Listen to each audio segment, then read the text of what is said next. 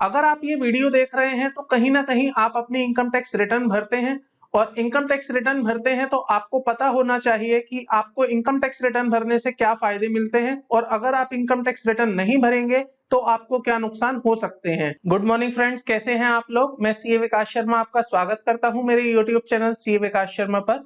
आज मैं लाया हूं आपके लिए एक बहुत ही खास वीडियो जिसमें मैं आपके साथ बात करूंगा ऐसे 13 बेनिफिट्स जो आपको इनकम टैक्स रिटर्न भरने से मिलते हैं। तो ये जानने के लिए कि आखिर कौन से ऐसे बेनिफिट्स हैं जो इनकम टैक्स रिटर्न भरने से आपको मिलते हैं, तो आप इस वीडियो को पूरा देखिएगा क्योंकि आज की इस वीडियो में मैं आपको एक नहीं दो नहीं पूरे 13 बेनिफिट्स बताने वाला हूं जो इनकम टैक्स रिटर्न भरने से आपको मिलते हैं। वीडियो में आगे बढ़ने से पहले मैं आपसे गुजारिश करना चाहूंगा कि अगर आपने मेरे चैनल को अभी तक सब्सक्राइब नहीं किया है तो प्लीज चैनल को सब्सक्राइब कर लीजिएगा, साथ में बेल आइकन को भी प्रेस कर दीजिएगा ताकि मेरे द्वारा लाई गई लेटेस्ट वीडियोस की नोटिफिकेशन आपको मिलती रहे। तो चलिए शुरू करते हैं आज की वीडियो जिसमें मैं आपको बताने वाला हूं ऐसे 13 बेनिफिट्स जो आपको मिलते हैं अगर आप अपनी इनकम टैक्स रिटर्न फाइल करते हैं। सो बेनिफिट्स को जानने से पहले कुछ इंपॉर्टेंट बात कर लेते हैं कि आखिर इनकम टैक्स रिटर्न क्या होती है और इसमें क्या क्या शामिल होता है। तो इनकम टैक्स रिटर्न आप जैसा कि जानते हैं एक ऐसा डॉक्यूमेंट होता है जो कि आपको फाइल करना होता है as per the provision of income tax. तो इनकम टैक्स में एक प्रोविजन है जिसके थ्रू आप इनकम टैक्स रिटर्न फाइल करने के लिए बाउंड होते हैं और इनकम टैक्स रिटर्न एक ऐसा डॉक्यूमेंट है जिसमें कुछ इंपॉर्टेंट इंफॉर्मेशन होती है जैसे कि इनकम या लॉस। इट मींस आपने पूरे फाइनेंशियल ईयर में कितनी इनकम कमाई है, कितना आपका लॉस हुआ है। इसके अलावा जो इसमें इंफॉर्मेशन होती है वो डिडक्शंस की होती है। आपको कुछ डिडक्शंस मिलती हैं जैसे कि आप इन्वेस्टमेंट्स करते हैं एलआईसी में या इसके अलावा और बहुत सारी डिडक्शंस हैं अंडर सेक्शन 80C से लेके 80U तक की। तो वो सारी डिडक्शंस आपको इनकम टैक्स रिटर्न में दिखानी पड़ती है। साथ ही साथ आपको इसमें अपना टैक्स या रिफंड दिखाना पड़ता है कि आपकी इनकम के ऊपर कितना टैक्स लगा है और कितना रिफंड आया है। और आपको दिखानी पड़ती है इसमें अदर इंफॉर्मेशन जैसे कि आपकी general information, balance sheet, profit and loss अगर एप्लीकेबल है। और इसके अलावा बहुत सारी इंफॉर्मेशंस हैं जो आईटीआर के अंदर कैप्चर की जाती हैं। सो यहाँ पर मैं आपको बता देना चाहता हूँ इनकम टैक्स के कुछ प्रोविजन हैं जो आपको बाउंड करते हैं इनकम टैक्स रिटर्न फाइल करने के लिए इन सर्टेन केसेस। सो यहाँ पर देख सकते हैं आप, the income tax law provide for mandatory filing of return in a certain cases, जो कि हम आगे समझेंगे। अब इसके बाद बात कर लेते हैं कि कौन है वो लोग जिनको mandatory income tax return file करनी है। तो यहाँ पर मैं आपको बता देना चाहता हूँ अगर आप इंडिविजुअल हैं और एचयूएफ है और आपकी एज 60 साल से कम है तो आपको इनकम टैक्स रिटर्न भरनी जरूरी हो सकती है अगर आपकी टैक्सेबल इनकम 2.5 लाख रुपए से ज्यादा हो जाती है। तो सबसे इंपॉर्टेंट एस्पेक्ट यहाँ पर आपको समझना है कि अगर आपकी पूरे फाइनेंशियल ईयर में टैक्सेबल इनकम 2.5 लाख रुपए से ज्यादा हो जाती है जो कि मिनिमम एग्जेम्पशन लिमिट है जिसको कि हम स्लैब रेट के नाम से भी जानते हैं, तो अगर आपकी इनकम उस स्लैब रेट से एक्सीड हो जाती है, जो मिनिमम एग्जेम्पशन लिमिट है उससे ज्यादा हो जाती है, तो उस केस में आपको अपनी इनकम टैक्स रिटर्न फाइल करना जरूरी होता है। सिमिलरली अगर आप सीनियर सिटीजन हैं, मतलब आप 60 साल से 80 साल के बीच में हैं, तो आपको अपनी इनकम टैक्स रिटर्न भरना जरूरी होगा अगर आपकी टैक्सेबल इनकम 3 लाख रुपए से ज्यादा हो जाती है। जबकि अगर आप सुपर सीनियर सिटीजन हैं, मतलब आपकी एज 80 ईयर से ऊपर है, तो आपको रिटर्न भरना जरूरी होगा केवल उस कंडीशन में जब आपकी टैक्सेबल इनकम 5 लाख रुपए से ज्यादा हो जाती है। इसके बाद हम बात कर लेते हैं कंपनीज की। तो कंपनीज के केस में आपको इनकम टैक्स रिटर्न फाइल करना जरूरी होता है चाहे आपका कितना भी प्रॉफिट हो, कितना भी लॉस हो। कंपनीज के केस में कोई एग्जेम्पशन लिमिट नहीं है। यहाँ पर हर वो कंपनी जो प्राइवेट लिमिटेड और पब्लिक लिमिटेड है उसको अपनी इनकम टैक्स रिटर्न फाइल करना जरूरी होता है। इसके बाद आती है वो फर्म्स, वो इंडिविजुअल और वो एचयूएफ जिनका tax audit under section 44AB होना होता है। तो अगर आप में से किसी का टैक्स ऑडिट होना है तो आपके लिए इनकम टैक्स रिटर्न फाइल करना मैंडेटरी है, आप उसको स्किप नहीं कर सकते हैं। अगर आप इंडियन रेजिडेंट हैं और आपकी कोई एसेट फॉरेन में है, आउटसाइड इंडिया में है, तब भी आपके लिए इनकम टैक्स रिटर्न फाइल करना मैंडेटरी हो जाएगा। इसके बाद अगर आप कोई रिलीफ क्लेम करना चाहते हैं under section 90, section 90A and section 91, तो उस केस में भी आप इनकम टैक्स रिटर्न फाइल करते हुए ही उस रिलीफ को क्लेम कर पाएंगे।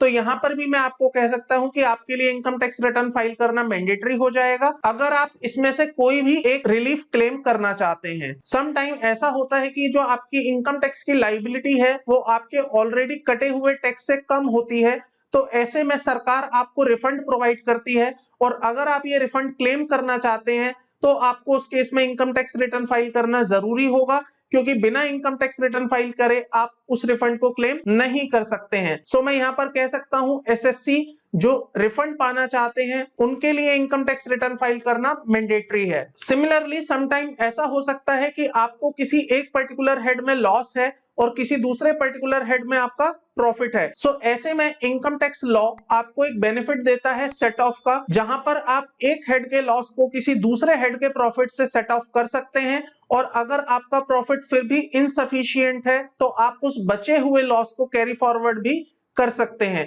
तो अगर आप सेट ऑफ और कैरी फॉरवर्ड का बेनिफिट उठाना चाहते हैं तो आपको ऐसे में इनकम टैक्स रिटर्न फाइल करना जरूरी होगा, क्योंकि बिना इनकम टैक्स रिटर्न फाइल करे आप सेट ऑफ और कैरी फॉरवर्ड के प्रोविजंस का फायदा नहीं उठा सकते हैं। इसके बाद हम कवर करते हैं उन पर्संस को जो इन्वॉल्व है किसी ऐसी स्पेसिफाइड फाइनेंशियल ट्रांजैक्शन में जो कि एनुअल इंफॉर्मेशन रिटर्न में कैप्चर हो जाती है। सो अगर आपकी ऐसी कोई स्पेसिफाइड फाइनेंशियल ट्रांजैक्शंस हैं जो कि एनुअल इंफॉर्मेशन रिटर्न में कैप्चर हो चुकी हैं, तो ऐसे में आपको अपनी इनकम टैक्स रिटर्न भरना जरूरी हो जाता है, ताकि आपको किसी भी प्रकार का नोटिस डिपार्टमेंट की तरफ से फ्यूचर में ना भेजा जाए। तो चलिए अब बात कर लेते हैं उन बेनिफिट्स की जो आपको इनकम टैक्स रिटर्न फाइल करने की वजह से मिलते हैं। तो यहाँ पर सबसे पहले नंबर पर जो बेनिफिट है वो है क्लेमिंग डिडक्शंस। तो यहाँ पर मैं आपको बता देना चाहता हूँ, अगर आप कोई डिडक्शंस क्लेम करना चाहते हैं, डिडक्शन मतलब आप एटीसी से लेके एटीयू तक का कोई बेनिफिट उठाना चाहते हैं, या आपके पास और कोई डिडक्शंस हैं जो कि रिस्पेक्टिव हेड्स में मिला करती हैं, तो अगर आप उन डिडक्शंस का बेनिफिट उठाना चाहते हैं तो यहाँ पर आपके लिए इनकम टैक्स रिटर्न फाइल करना जरूरी होता है। तो ये वो सबसे पहला बेनिफिट है जो आपको इनकम टैक्स रिटर्न भरने की वजह से मिलता है, जिससे कि आप अपने डिडक्शंस के बेनिफिट एंजॉय कर पाते हैं। तो समझने के लिए एक एग्जांपल ले लेते हैं। मान लीजिए आप कैपिटल गेन में अपना कोई हाउस प्रॉपर्टी सेल करते हैं और आप फिर से कोई हाउस प्रॉपर्टी परचेज कर लेते हैं, तो उस केस में आपको सेक्शन 54 की एक एग्जेम्पशन मिलती है, और ये एग्जेम्पशन आपको केवल तभी मिलती है जब आप अपनी इनकम टैक्स रिटर्न फाइल करते हैं। तो इस तरह से मैं ये कह सकता हूं कि अगर आप डिडक्शंस क्लेम करना चाहते हैं या अगर आप अपनी आईटीआर फाइल करते हैं तो ही आप अपनी डिडक्शंस को क्लेम कर पाएंगे। सो देख लेते हैं सबसे पहले बेनिफिट में क्या लिखा हुआ है। If the total income before claiming deduction of these eligible investments and exemption of an eligible capital gain is more than the above basic exemption threshold, a tax return would be required to be filed.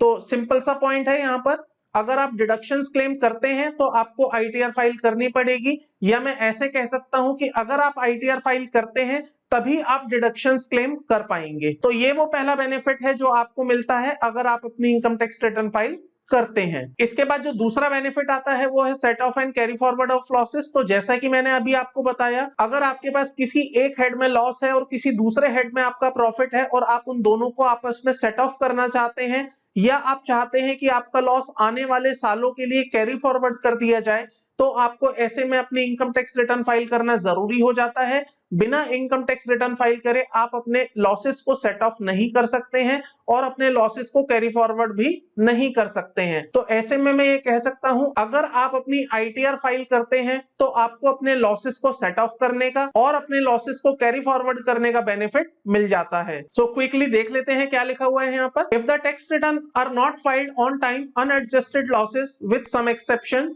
can be carried forward to the future year. Hence, to ensure that losses are carried forward for future adjustment, a tax return would be required to be filed. इसके बाद third number पे जो हमारा benefit है वो है to claim refund. जी हाँ, अगर आपका टीडीएस कटा हुआ है और आपकी कोई इनकम टैक्स लाइबिलिटी नहीं बनती है, या आपकी इनकम टैक्स लाइबिलिटी बनती है उस अमाउंट से कम जो कि आपका टीडीएस और एडवांस टैक्स की फॉर्म में ऑलरेडी कट चुका है या आप पे कर चुके हैं, तो अगर आप उस अमाउंट का रिफंड क्लेम करना चाहते हैं तब भी आपको इनकम टैक्स रिटर्न फाइल करना जरूरी हो जाता है। तो ऐसे में मैं फिर से ये कह सकता हूं कि अगर आप इनकम टैक्स रिटर्न फाइल करते हैं तभी आप अपना रिफंड क्लेम कर पाएंगे। तो ये एक तीसरे नंबर का बेनिफिट है जो कि आपको इनकम टैक्स रिटर्न फाइल करने से मिलता है। सो क्विकली एक बार देख लेते हैं क्या लिखा हुआ है यहाँ। If TDS has been cut or if you have refund due from the income tax department, you will have to file the ITR to claim the refund of the same. इसके बाद फोर्थ नंबर पर जो हमारे सामने benefit है वो है claiming relief under section 90, 90A and 91। So sometimes होता क्या है फ्रेंड्स, आप इंडिया छोड़कर इंडिया के बाहर चले जाते हैं और स्टिल आपका इंडिया में कोई फाइनेंशियल इंटरेस्ट रह जाता है, तो ऐसे में आपको इंडिया की इनकम पर भी टैक्स देना होता है और जब आप बाहर जाते हैं तो बाहर भी आपको टैक्स देना होता है। बट जिसकी वजह से ऐसा हो सकता है कि आपके ऊपर डबल टैक्स की लायबिलिटी आ जाती है, मतलब आप एक इनकम पर इंडिया में भी टैक्स देते हैं और उसी इनकम पर आपको बाहर भी टैक्स देना होता है, या वाइस वर्सा, मतलब आप बाहर की इनकम पर वहां भी टैक्स देते हैं और आपको उस इनकम पर इंडिया में भी टैक्स देना पड़ सकता है। तो ऐसे में यहाँ पर आपको एक रिलीफ दिया जाता है अंडर सेक्शन 90, 90A एंड 91, जहां पर ये इंश्योर किया जाता है कि आपकी एक इनकम पर 2 बार टैक्स ना लगाया जाए और किसी इनकम पर जिस पर कि आप बाहर टैक्स देके आ चुके हैं, किसी दूसरी कंट्री में टैक्स दे चुके हैं, उस इनकम पर इंडिया में फिर से टैक्स ना लगाया जाए। तो यहाँ पर आपको उसके लिए एक रिलीफ दिया जाता है। तो अगर आप ये रिलीफ क्लेम करना चाहते हैं और आप चाहते हैं कि आपको ये रिलीफ का बेनिफिट मिले, तो उस केस में आपको अपनी इनकम टैक्स रिटर्न फाइल करनी जरूरी होती है। बिना इनकम टैक्स रिटर्न फाइल करे आप इन रिलीफ को क्लेम नहीं कर सकते हैं। यहाँ पर मैं एक चीज और बता देना चाहता हूं आपको, ये जो रिलीफ आपको मिलते हैं ये on the basis of double taxation avoidance agreement मिलते हैं, जिसके थ्रू ये इंश्योर किया जाता है कि आपकी एक ही इनकम पर 2 अलग अलग कंट्रीज में टैक्स ना चार्ज किया जाए। 5th नंबर पर जो बेनिफिट है वो है इजी लोन अप्रूवल्स। सो मैं यहाँ पर कह सकता हूं majority of the banks and NBFC जब भी आपको लोन देते हैं या आप उन्हें लोन के लिए अप्रोच करते हैं तो वो आपसे इनकम टैक्स रिटर्न मांगते हैं, बिकॉज एनबीएफसी और बैंक इनकम टैक्स रिटर्न को ही एक सबसे ज्यादा ऑथेंटिक डॉक्यूमेंट मानते हैं जिससे कि किसी पर्सन की इनकम का असेसमेंट किया जाता है। तो ऐसे में अगर आप किसी लोन के लिए अप्लाई करते हैं तो वहां पर आपको आपकी आईटीआर सबमिट करनी पड़ सकती है। तो ये एक बेनिफिट है जो कि आपको आईटीआर फाइल करने के बाद मिलता है। तो यहाँ पर मैं आपको ये एडवाइस दूंगा कि आप अपनी income tax returns regular file करें ताकि आपको कभी भी लोन या इस तरह की फंडिंग्स लेने में किसी भी प्रकार की प्रॉब्लम ना फेस करनी पड़े। इसके बाद जो बेनिफिट आता है वो है इनकम प्रूफ। सो जैसे ही आप अपनी आईटीआर फाइल कर देते हैं, आईटीआर आपके लिए एक इनकम प्रूफ का काम करती है और आपकी ये इनकम टैक्स रिटर्न आपके बहुत काम आती है जब आप किसी तरह का इंश्योरेंस लेने जाते हैं, क्योंकि ऐसे में इंश्योरेंस कंपनी सबसे पहले ये असेस करती है कि आपकी इनकम अर्निंग कैपेसिटी कितनी है। तो आईटीआर ही वहां पर एक ऐसा डॉक्यूमेंट होती है जो आपकी इनकम अर्निंग कैपेसिटी को जस्टिफाई कर पाती है। यहां तक कि जब इंश्योरेंस कंपनी आपका कोई क्लेम सेटल करती है या आपको कंपनसेशन देती है अगेंस्ट एनी मिस हैपनिंग जैसे कि एक्सीडेंटल डेथ और डिसेबिलिटी, तो वहां पर आईटीआर ही आपकी इनकम का एक प्रूफ बनती है जिसके बेसिस पे इंश्योरेंस कंपनी आपका कंपनसेशन सेटल करती है। इसके बाद अगर आप क्रेडिट कार्ड सैंक्शन करवाना चाहते हैं, अगर आप कोई लोन सैंक्शन करवाना चाहते हैं जो कि मैंने अभी आपको बताया, तो वहां पर भी आपकी आईटीआर काफी हेल्प करती है आपकी इनकम अर्निंग कैपेसिटी को जस्टिफाई करने में, जिसकी वजह से आपका क्रेडिट कार्ड सैंक्शन हो पाता है, आपका लोन सैंक्शन हो पाता है या इस तरह की कोई और चीजें जो कि अक्सर बैंक और एनबीएफसी की तरफ से आपको मिलती हैं। सो यहाँ पर जितने भी लेंडर्स होते हैं वो आपकी आईटीआर को ही सबसे ज्यादा ऑथेंटिक डॉक्यूमेंट मानते हैं आपकी इनकम को असेस करने के लिए। एक चीज यहाँ पर ध्यान देने वाली है कि जो सैलरी क्लास पर्सन होते हैं उन्हें फॉर्म 16 मिलता है उनके एम्प्लॉयर की तरफ से और ये फॉर्म 16 उनकी अर्निंग कैपेसिटी को रिप्रेजेंट कर देता है, जबकि नॉन सैलरी क्लास पर्सन के लिए मतलब जो सेल्फ एम्प्लॉयड पर्सन है, बिजनेसमैन है, कंसल्टेंट है, फ्रीलांसर है, उन लोगों के लिए यहाँ पर आईटीआर इनकम का प्रूफ बनती है क्योंकि उन्हें इस तरह का कोई फॉर्म 16 कहीं से नहीं मिलता है। तो ऐसे में जब वो अपनी आईटीआर भरते हैं तो आईटीआर ही उनके लिए इनकम प्रूफ बनती है, उनकी अर्निंग कैपेसिटी को जस्टिफाई करने का एक डॉक्यूमेंट बन पाती है। सो यहाँ पर मैं फिर से कह सकता हूँ आईटीआर ही एक ऐसा डॉक्यूमेंट है जो आपकी इनकम को प्रूफ करता है in case of a self employed, freelancer and consultant cases, because employ को तो फॉर्म 16 मिल जाता है लेकिन अदर देन एम्प्लॉय को इस तरह का कोई डॉक्यूमेंट नहीं मिलता है। तो वो लोग जो एम्प्लॉय नहीं है और उन्हें फॉर्म 16 नहीं मिलता है वो अपनी रेगुलर आईटीआर भरे ताकि उनका एक इनकम प्रूफ क्रिएट होता रहे और जरूरत पड़ने पर वो उस डॉक्यूमेंट को as a income proof use कर पाए। 7th नंबर पर बेनिफिट आता है address proof. So in case अगर आप अपनी आईटीआर फाइल करते हैं तो उस आईटीआर में जो आप एड्रेस मेंशन करते हैं आपका वो address as a address proof काम आ सकता है। अगर आपके पास एड्रेस प्रूफ में कोई डॉक्यूमेंट नहीं है इन एनी केस तो आप वहां पर अपनी फाइल्ड आईटीआर को एज एड्रेस प्रूफ यूज कर सकते हैं। 8th नंबर पर जो हमारे पास बेनिफिट है वो है वीजा प्रोसेसिंग। तो कुछ कंट्रीज की रिक्वायरमेंट होती है कि अगर आप उन कंट्री का वीजा लेना चाहते हैं तो उनके वीजा को अप्लाई करने से पहले आपको अपनी इनकम जस्टिफाई करनी होती है। और ऐसा आपको इसलिए करना होता है ताकि वो कंट्री ये इंश्योर कर सके कि अगर आप उनकी कंट्री में जाते हैं तो आप वहां पर उनका cost of living standard maintain कर पाएंगे, आपके पास प्रॉपर फंड्स अवेलेबल होंगे ताकि आपको वहां पर रहने में किसी तरह की प्रॉब्लम ना आए। तो जब भी आप किसी कंट्री का वीजा अप्लाई करते हैं, मैक्सिमम सिनेरियोज में वो वीजा प्रोसेस करने से पहले आपका इनकम प्रूफ मांगती हैं और यहाँ पर आपकी आईटीआर आपका इनकम प्रूफ होती है। तो ऐसे में आपके लिए आईटीआर भरना काफी जरूरी हो जाता है अगर आप प्लान कर रहे हैं किसी कंट्री के वीजा को अप्लाई करने के लिए। 9th नंबर पर हमारे पास बेनिफिट आता है buying a high value insurance policy. अगर आप कभी भी अपनी high value insurance policy purchase करना चाहते हैं जो कि 50 लाख रुपए से ज्यादा के सम एश्योर्ड की होती है, तो ऐसे में इंश्योरेंस कंपनी आपका आईटीआर मांग सकती है, क्योंकि आईटीआर आपका एक इनकम प्रूफ है।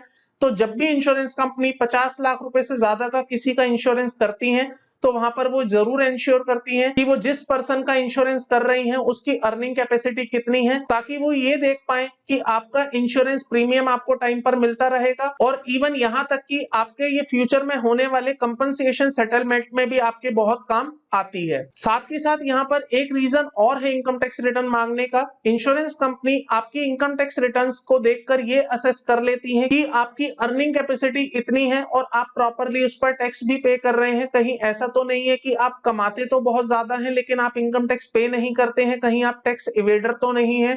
तो इन चीजों को इंश्योर करने के लिए भी इंश्योरेंस कंपनी जब भी आपका इंश्योरेंस करती है जो कि 50 लाख रुपए से ज्यादा का हो सकता है, तो उस केस में वो आपसे सबसे पहले आपकी आईटीआर मांगती हैं एज ए इनकम प्रूफ। साथ के साथ में एक चीज और बता दूं, यहाँ पर जब भी आप टर्म इंश्योरेंस लेने जाते हैं तो टर्म इंश्योरेंस देने से पहले इंश्योरेंस कंपनी आपकी इनकम प्रूफ ही मांगती है, क्योंकि टर्म इंश्योरेंस में आपका जो सम एश्योर्ड होता है वो आपकी इनकम के बेसिस पे ही डिसाइड किया जाता है। यहाँ पर मैं आपको कह सकता हूं कि आईटीआर भरने का ये भी एक अपने आप में फायदा है। अगर आप आईटीआर भरते हैं तभी आपको हाई वैल्यू इंश्योरेंस पॉलिसी दी जाती है। अगर आप आईटीआर नहीं भरेंगे तो उस केस में आपको हाई वैल्यू इंश्योरेंस पॉलिसी मिलना मुश्किल हो सकता है। 10th नंबर पर हमारे पास जो बेनिफिट है वो है filing of a government tender. तो अगर आप बिजनेस करते हैं और आप बिजनेसेस में गवर्नमेंट टेंडर फाइल करना चाहते हैं तो आपको इनकम टैक्स रिटर्न फाइल करना जरूरी होता है, क्योंकि गवर्नमेंट टेंडर्स की रिक्वायरमेंट है कि हर वो एंटरप्राइज जो टेंडर में पार्टिसिपेट करना चाहता है उनको अपने कुछ फाइनेंशियल डॉक्यूमेंट अटैच करने होते हैं, जिसमें आपका balance sheet, profit and loss and ITR include होती है। तो अगर आप प्लान कर रहे हैं किसी ऐसे बिजनेस को करने के लिए या आप ऑलरेडी ऐसे किसी बिजनेस को कर रहे हैं जहां पर आपको गवर्नमेंट टेंडर्स फाइल करने होते हैं, तो यहां पर मैं आपको एडवाइस करूंगा कि आप अपनी इनकम टैक्स रिटर्न रेगुलरली भरें ताकि आप गवर्नमेंट टेंडर में पार्टिसिपेशन करने में किसी भी प्रकार की कोई प्रॉब्लम ना आए। इवन यहां तक कि इनकम टैक्स रिटर्न आपका एक ऐसा डॉक्यूमेंट बन जाती है जो ये रिप्रेजेंट करती है कि आप फाइनेंशियल ऑब्लिगेशन पे करने में कितना एबल हैं। इन केस अगर कोई फ्यूचर में आपके ऊपर फाइनेंशियल ऑब्लिगेशन आती है तो आप उसको किस तरह से पे कर पाएंगे। इसके बाद दोस्तों 11th नंबर पर जो हमारे पास बेनिफिट है वो है avoid interest on a tax liability. जैसा कि आप सभी लोग जानते हैं इनकम टैक्स में एक ड्यू डेट होती है, जिस ड्यू डेट तक आपको अपनी इनकम टैक्स रिटर्न फाइल करनी होती है। अगर आप उस ड्यू डेट तक अपनी इनकम टैक्स रिटर्न फाइल नहीं करते हैं तो आपके ऊपर इंटरेस्ट चार्ज किया जा सकता है अंडर सेक्शन 234A। तो अगर आप चाहते हैं कि आपके ऊपर कोई इंटरेस्ट की लाइबिलिटी ना आए, कोई पेनल्टी आपके ऊपर ना आए, तो यहाँ पर आपको इनकम टैक्स रिटर्न फाइल करना जरूरी हो जाता है। तो अगर आप अपनी income tax return due date के अंदर भर देते हैं तो आपके ऊपर किसी भी प्रकार का इंटरेस्ट चार्ज नहीं किया जाता। लेकिन अगर आप अपनी income tax return due dates के बाद भरते हैं तो आपके ऊपर यहाँ पर पेनल्टी चार्ज की जा सकती है, और ये इंटरेस्ट एंड पेनल्टी आपके ऊपर उस दिन से स्टार्ट हो जाती है जिस दिन आपकी ड्यू डेट लैप्स होती है। तो ऐसे में अगर आप इंटरेस्ट और पेनल्टी से बचना चाहते हैं तो आप अपनी इनकम टैक्स रिटर्न को पहले ही फाइल कर दीजिए। तो यहाँ पर मैं फिर से कहना चाहता हूं, ये भी एक तरह का बेनिफिट है जो आपको दिया जा रहा है अगर आप अपनी इनकम टैक्स रिटर्न टाइम से फाइल कर देते हैं। इसके बाद आता है अवॉइड पेनल्टीज। तो इनकम टैक्स में प्रोविजन है कि अगर आपने अपनी income tax return due date तक भर दी है तो आपके ऊपर कोई पेनल्टी चार्ज नहीं की जाएगी, जबकि अगर आप अपनी income tax return due date के बाद फाइल करते हैं तो आपके ऊपर 10,000 रुपए तक की पेनल्टी इंपोज की जा सकती है अंडर सेक्शन 234F। तो अगर आप इस पेनल्टी से बचना चाहते हैं तो आप अपनी रिटर्न ड्यू डेट के अंदर फाइल कर दीजिए, अदरवाइज आपके ऊपर ये पेनल्टी चार्ज कर दी जाएगी। तो यहाँ पर फिर से मैं आपको कहना चाहूंगा ये भी एक तरह का बेनिफिट है जो आपको दिया जा रहा है और आपको एनकरेज किया जा रहा है कि आप अपनी income tax return due date के अंदर फाइल कर दें ताकि आपके ऊपर कोई पेनल्टी इंपोज ना हो पाए। साथ ही साथ में एक चीज और आपको बता देना चाहता हूं, अगर आप अपनी इनकम टैक्स रिटर्न फाइल करते हैं और आपकी इनकम 5 लाख रुपए से ज्यादा नहीं है तो आपके ऊपर यहाँ पर जो पेनल्टी इंपोज होती है वो 10,000 रुपए ना होके केवल 1,000 रुपए तक की होती है। बट स्टिल आप इस 1,000 रुपए की पेनल्टी से भी बच सकते हैं अगर आप अपनी income tax return due date के अंदर फाइल कर देते हैं। सो 13 नंबर पर जो बेनिफिट हमारे सामने है वो है क्रेडिट कार्ड प्रोसेसिंग। तो जब भी आप किसी भी बैंक का क्रेडिट कार्ड अप्लाई करते हैं, बैंक कुछ कॉमन फैक्टर्स पर आपकी क्रेडिट लिमिट असेस करता है जिसके बेसिस पर आपको क्रेडिट कार्ड दिया जाता है। तो यहाँ पर ये जो की फैक्टर है उसमें ITR is one of the important factor. अगर आप इनकम टैक्स रिटर्न भरते हैं और उसमें आपकी इनकम शो होती है तो उस केस में आपको क्रेडिट कार्ड मिलने में बहुत आसानी हो जाती है और आप एक अच्छी से अच्छी लिमिट उसमें पा सकते हैं। तो यहाँ पर मैं फिर से आपको यही चीज कहना चाहूंगा कि ये एक बेनिफिट है जो आपको दिया जा रहा है अगर आप अपनी इनकम टैक्स रिटर्न भरने में कंप्लाइंट हैं, अगर आप अपनी इनकम टैक्स रिटर्न टाइम से भरते हैं, अगर आप अपनी income tax return regularly file करते हैं, टाइम से फाइल करते हैं, तो यहाँ पर आपको क्रेडिट कार्ड मिलने में काफी आसानी हो सकती है क्योंकि बैंकों का अक्सर कॉमन फैक्टर आईटीआर ही होता है जिसके बेसिस पर वो आपको क्रेडिट कार्ड असाइन करती है। यहां तक कि मैं एक चीज और आपको बताना चाहूंगा, अगर आप अपनी आईटीआर फाइल नहीं करते हैं तो बैंक आपका क्रेडिट कार्ड एप्लीकेशन रिजेक्ट भी कर सकती है इस बेसिस पे कि आप अपनी रिटर्न फाइल नहीं करते हैं। सो फ्रेंड्स, ये थे वो कुछ बेनिफिट्स जो कि आपको मिलते हैं अगर आप अपनी इनकम टैक्स रिटर्न फाइल करते हैं, टाइम से फाइल करते हैं और रेगुलरली फाइल करते हैं। सो यहाँ पर मैं फिर से आपको एक चीज बोलना चाहूंगा, प्लीज आप अपनी रिटर्न फाइल करें, टाइम से फाइल करें और रेगुलरली फाइल करें क्योंकि इससे आप ही को काफी सारे बेनिफिट मिलते हैं जो कि मैंने इस वीडियो में आपके साथ डिस्कस किए हैं। आई होप आपको समझ आए होंगे कि आखिर ऐसे कौन से बेनिफिट्स हैं जो आपको मिलते हैं अगर आप अपनी इनकम टैक्स रिटर्न रेगुलरली भर देते हैं और टाइम से पहले भर देते हैं। आई होप आपको ये वीडियो पसंद आई होगी। अगर वीडियो आपको पसंद आई है तो प्लीज वीडियो को लाइक करिएगा, चैनल को सब्सक्राइब कर लीजिएगा, साथ में बेल आइकन को प्रेस कर दीजिएगा ताकि आपको मेरे द्वारा लाई गई लेटेस्ट वीडियोस की नोटिफिकेशन मिलती रहे। आज की वीडियो में केवल इतना ही था। जल्द ही मिलता हूं एक नई वीडियो के साथ, नए टॉपिक के साथ। तब तक के लिए थैंक यू, बाय बाय।